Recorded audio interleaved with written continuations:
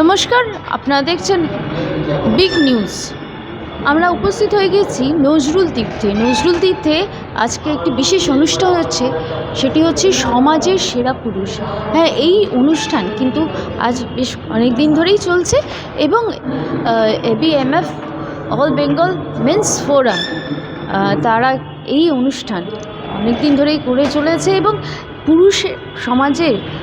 পুরুষের স্থান কী এবং কিভাবে পুরুষ যেখানে নির্যাতিত হচ্ছে, যেখানে পুরুষ কোনো বিপদে পড়ছে, তার পাশে কিভাবে দাঁড়ানো যায়, সেটা কিন্তু এই মেন্স ফোরামে করে চলেছে। খুব সুন্দর কাজ করে চলেছে।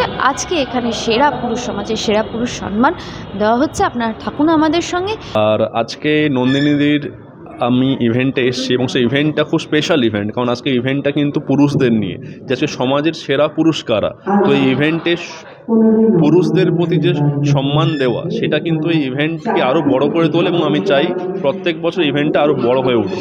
তো অভিভূত ধন্যবাদ। আমি ওনার সঙ্গে আমার 2-3 বছর ধরে আলাপ। গত বছর অনুষ্ঠানে এসেছিলাম। অনুষ্ঠানের ভাবনা, কনসেপ্ট, একটা বিষয়টা রয়েছে। আমি নিজেও মনে করি আমি নারীদের স্বাধীনতার পক্ষে, কিন্তু নারীবাদী না আর পুরুষবাদীও না।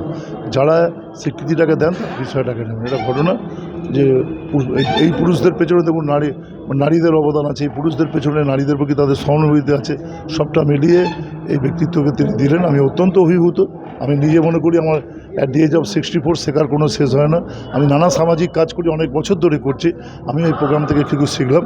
নন্দিনী দিকেই আমরা একটা সংবর্ধনা দেবো।